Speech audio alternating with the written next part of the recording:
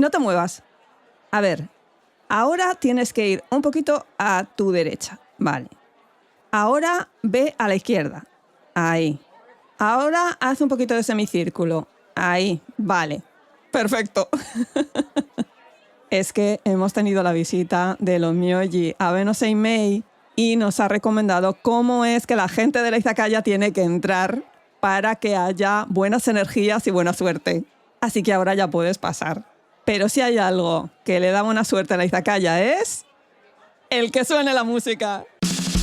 Arigato, hey, arigato, arigato gozaimasu, arigato, hey, arigato, arigato gozaimasu, hey, hey, hey, hey, hey, hey, hey, arigato, hey, arigato, arigato gozaimasu, hey, hey, hey, hey, hey, hey, domo.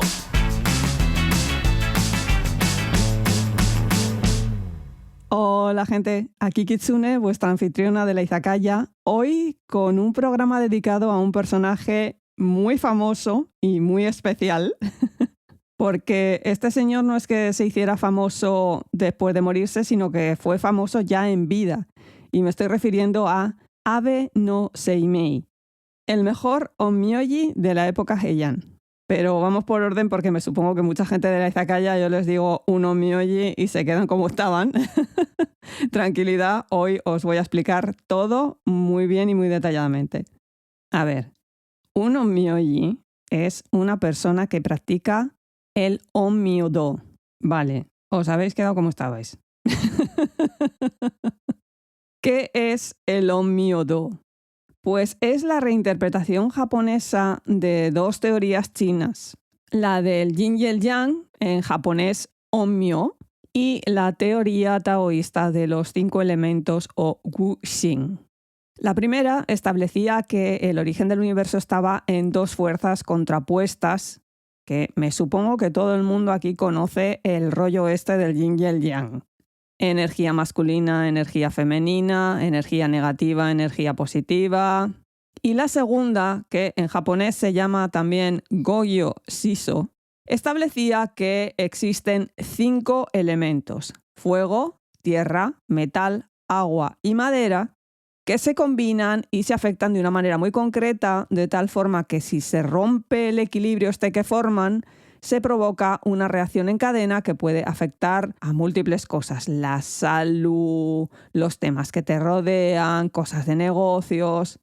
Estas dos escuelas, por llamarlas de alguna manera, junto con el budismo y el confucianismo, llegaron a Japón en el siglo V de nuestra era de la mano de estudiosos procedentes de China y de Corea. Lo que trajeron fue una serie de rituales adivinatorios, una mezcla de alquimia, Rekisu, que es el estudio matemático del calendario y las fases lunares y solares, astronomía, el I Ching, que es la cosa esta, el libro de los cambios que utiliza los hexagramas, estos que habéis visto algunas veces. Y con todo esto, los, entre comillas, sacerdotes adivinos leían el futuro y te indicaban los días fastos y nefastos.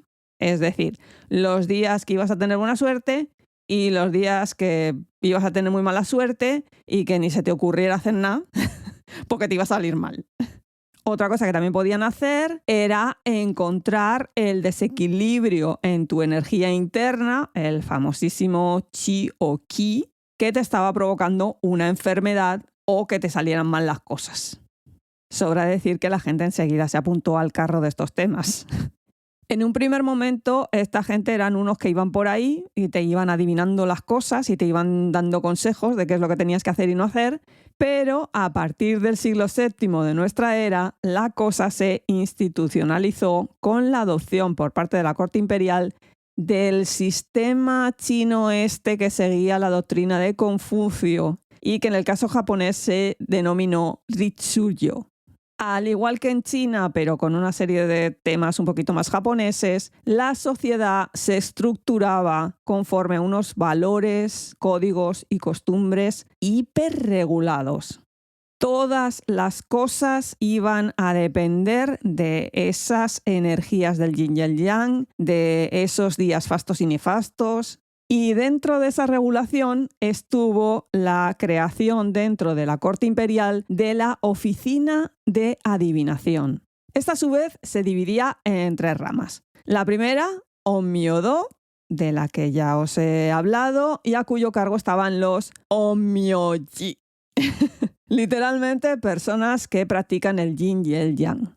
La segunda, Tenmon-do, que sería lo que hoy llamaríamos astrología y se dedicaba al estudio del movimiento de los astros, los planetas, los fenómenos atmosféricos. Y por último, la tercera, Reiki-do, que esta se encargaba del almanaque y esta costumbre había llegado a través del reino coreano de Baekje durante la era del emperador Kinmei, eso es el siglo VI de nuestra era. Y aunque ahora nos parezca una tontería el tema este del establecimiento del calendario a través de los astros y todas estas cosas, en aquellos tiempos no era tan fácil y precisaba de una gran cantidad de cálculos matemáticos que indicaban, por ejemplo, cuándo se podían plantar las semillas, cuándo se podían recoger las cosechas, cuándo se iba a producir otra sequía, cuándo iba a haber una inundación.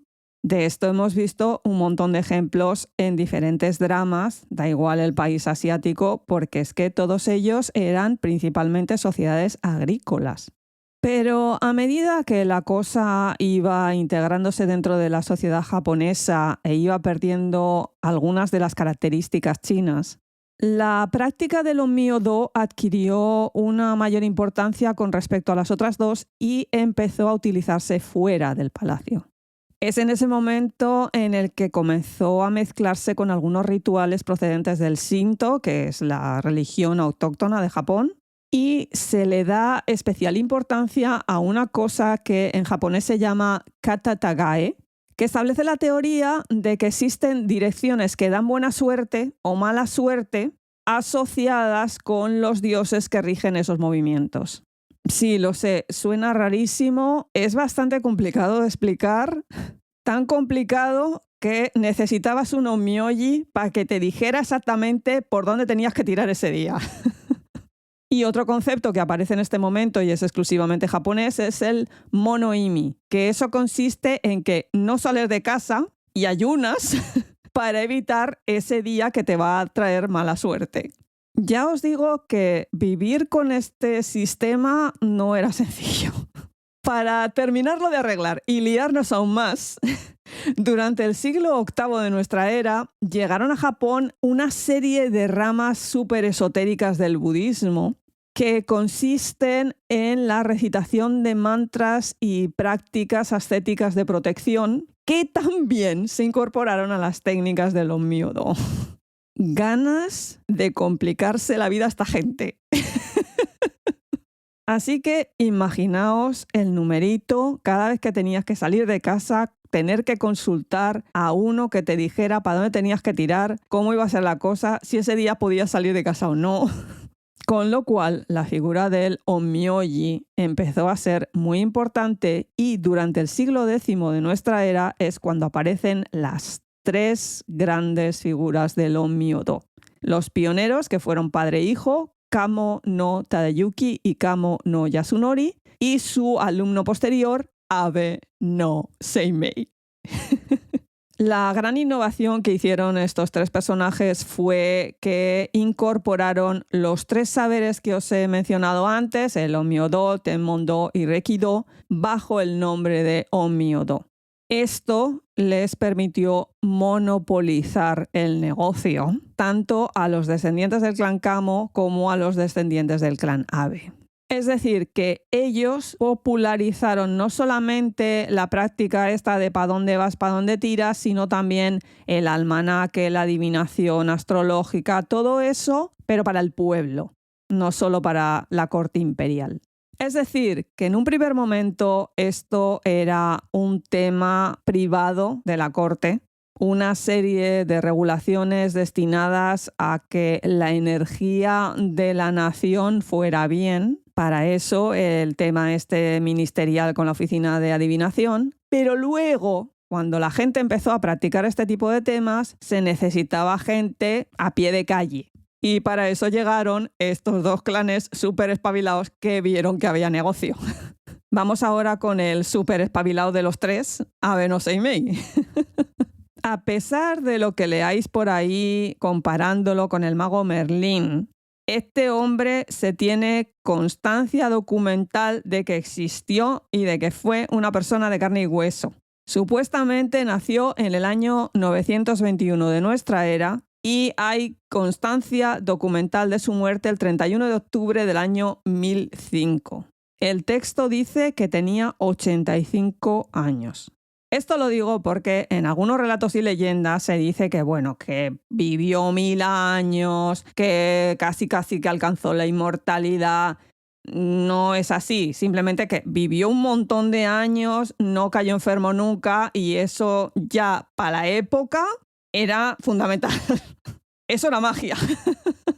Como ya os he comentado antes, se supone que se formó bajo la tutela de Kamo no Tadayuki, que a su vez estaba formando a su hijo Yasunori. Uno de los primeros documentos que nos prueba la existencia de Aben Oseimei está datado en el 960 y le sitúa en la corte imperial realizando la lectura del futuro para el emperador Murakami. Pero es una cosita como muy puntual porque hasta el año 979 no se vuelve a encontrar otra referencia a sus actividades en la corte.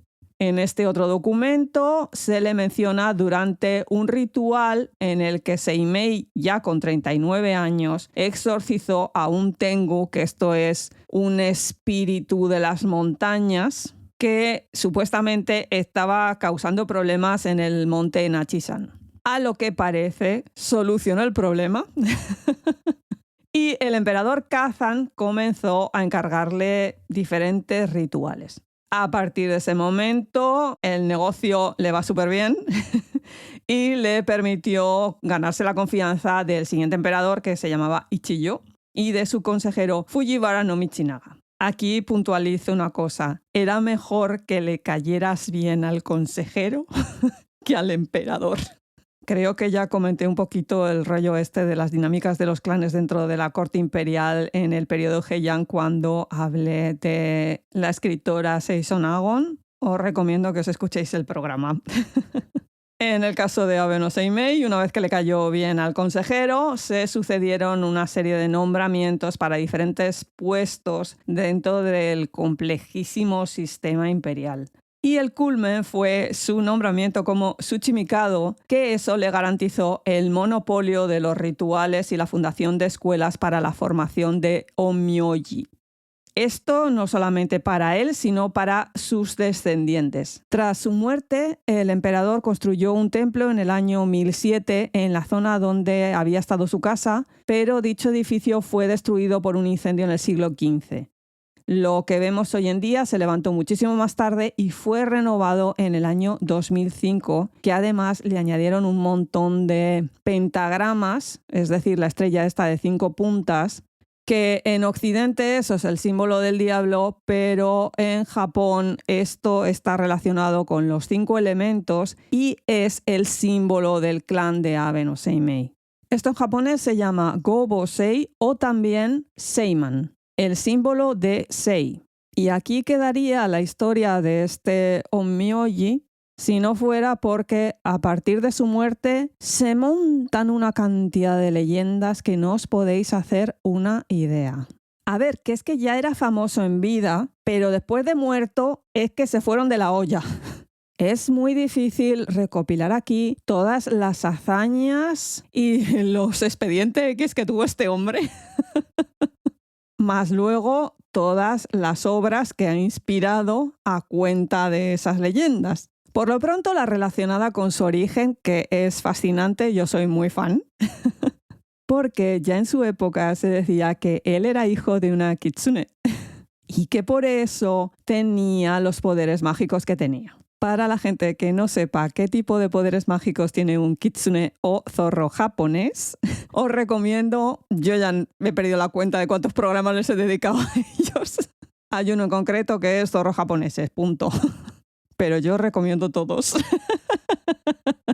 Dentro de todas las obras inspiradas en la vida de Abe no Seimei, hay una en concreto que habla precisamente de sus padres y de su origen. Primero fue un bunraku, o teatro de marionetas japonés, y después un kabuki, y la obra se titulaba El mago Asiya Douman y el espejo imperial. En japonés, Asiya Douman o Chikagami. La historia nos cuenta cómo Abe no Yasuna estaba paseando mientras recitaba poesías por el jardín de un templo cuando, inesperadamente, irrumpió un grupo de cazadores persiguiendo a un zorro. El animalito se encontró delante de Yasuna y le miró con ojos implorantes. Así que el otro no se lo pensó dos veces, escondió al zorrillo y le salvó la vida. Hete aquí que poco después este noble se encontró con una hermosísima dama llamada Kuzunoha.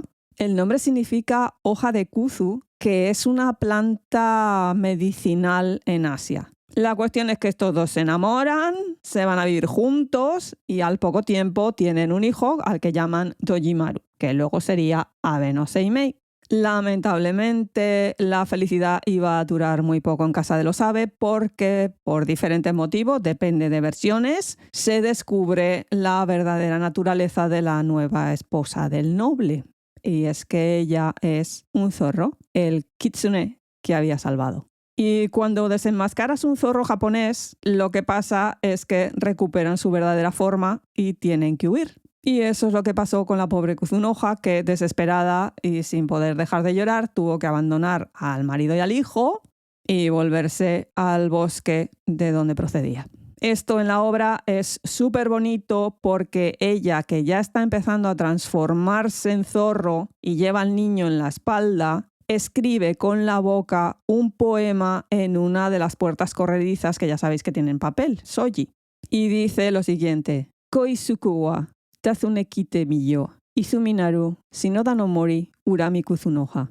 Si continúas amándome, búscame en el bosque de Shinoda, en la provincia de Izumi, la obligada Kuzunoha.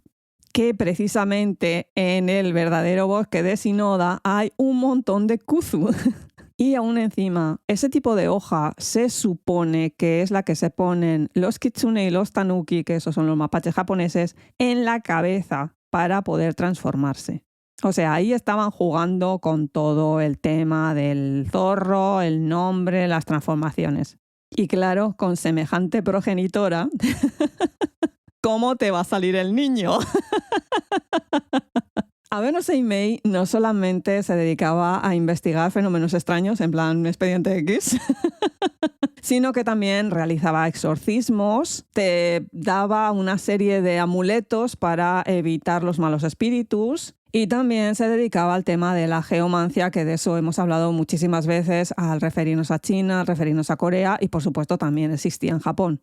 Me refiero a las energías que circulan a través de la Tierra y que conectan diferentes puntos. Más cosas extraordinarias que podía hacer este hombre. Te adivinaba el sexo del niño que iban a hacer, te encontraba cosas perdidas, como San Antonio, y tenía la capacidad de conjurar unos espíritus, se podrían decir así, que se llamaban Shiki no Kami o Shikigami. Estos demonios o espíritus eran conjurados por el maestro para servirle y tenías que tener un nivel muy alto de Onmyodo para lograr que uno de estos se te apareciera y normalmente tomaban la forma de un niño.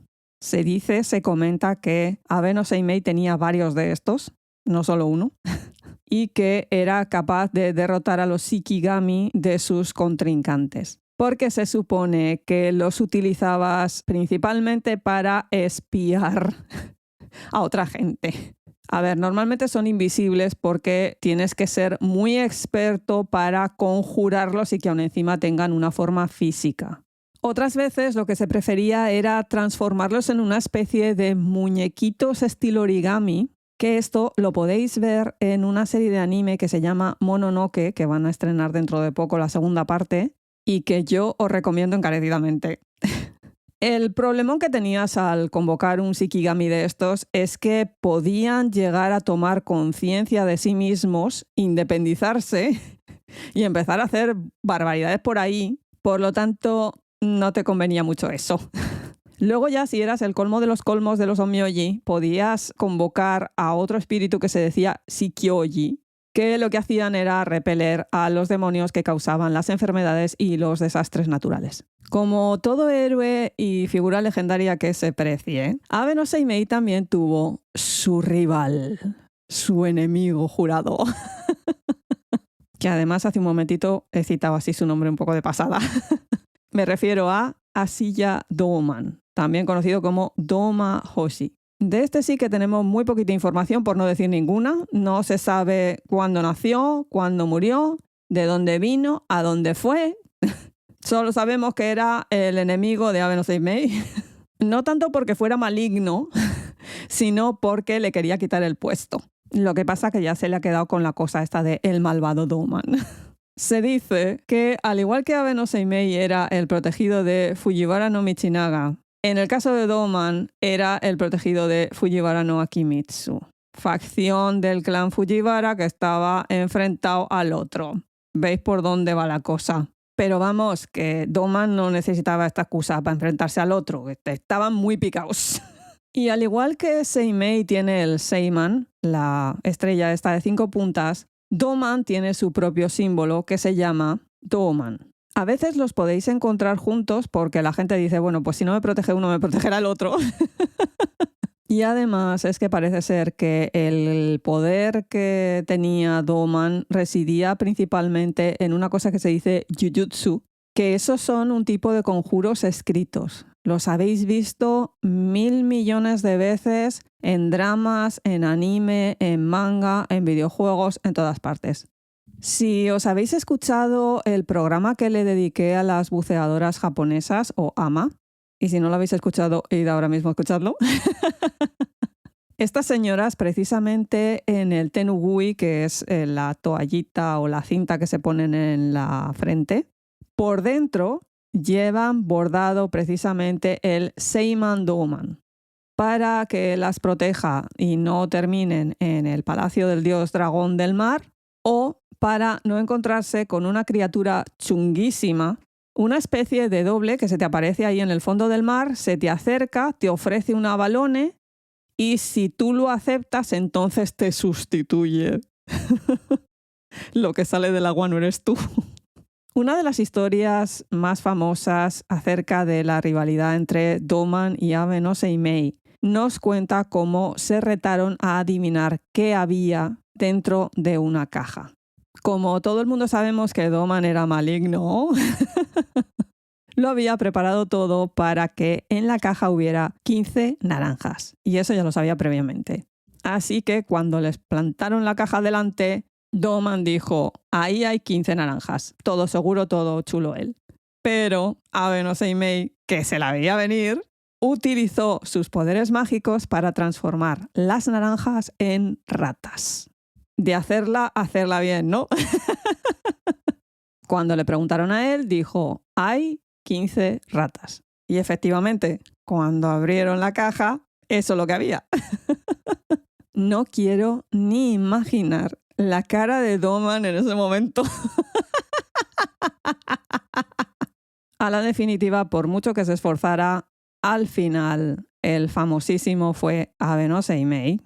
Encontramos una referencia así de paso en el Heike Monogatari. La mayoría de leyendas que se refieren a él están compiladas en el Konjaku Monogatari Shu. Y luego, en el año 1988, el escritor Baku Yume Makura realizó toda una serie de novelas que tituló Onmyoji. En ellas aparece como un pedazo de maromazo guapísimo, inteligentísimo, que va investigando diferentes casos misteriosos en la capital del periodo Heian, que era Kioto. Las novelas tuvieron tanto éxito que desde 1993 a 2005 hubo una adaptación al manga que realizó Reiko Okano. Le siguió una adaptación cinematográfica que también se llamó Onmyoji, protagonizada por Mansai Nomura, que es un actor súper famoso de Kyogen, que es un estilo de teatro no un poquito más ligero. Yo me la vi en su momento y no os la recomendaría porque es que tiene algunas cosas que, en fin. Además, luego creo que hicieron una segunda parte que ya me negué a ver. En el 2002 la NHK hizo una serie para televisión. Los chinos hicieron su propia adaptación de las novelas e historias cortas que rodaron en el 2020 y que titularon The Yin-Yang Master Dream of Eternity. Esto lo tenéis en Netflix, o al menos en Netflix Estados Unidos está. Protagonizada por Mark Chao y dirigida por Guo Jinmin, que es el mismo que dirigió My Journey to You. Es por eso que esa peli tiene una estética muy determinada. No es para todo el mundo, pero bueno. Y en ese mismo año 2021 en China sacaron otra película más que se tituló The Yin-Yang Master, pero esta estaba protagonizada por Chen Kun. Lo que pasa que esta no pilla el argumento de los libros, sino que se va a un videojuego que también se titulaba Onmyoji. Ya os podéis imaginar que videojuegos hay como 8000. Hay uno en el que sale Kuzunoha y todo.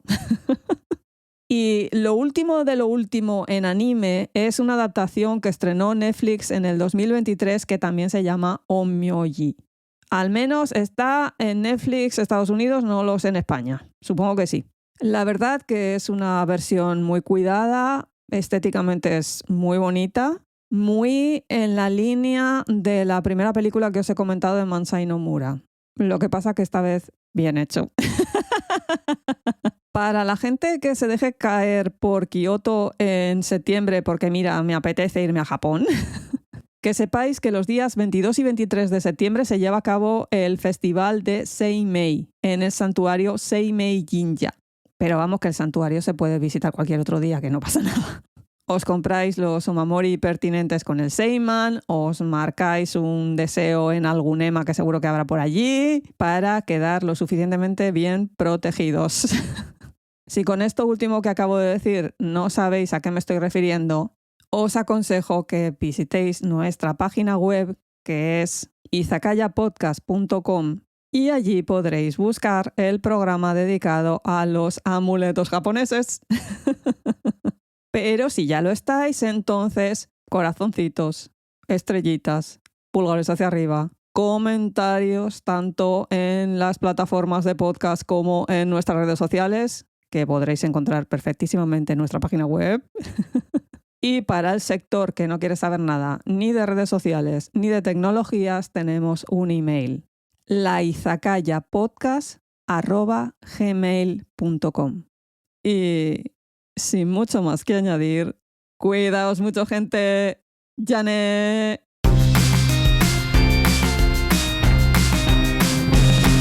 Arigato. Hey.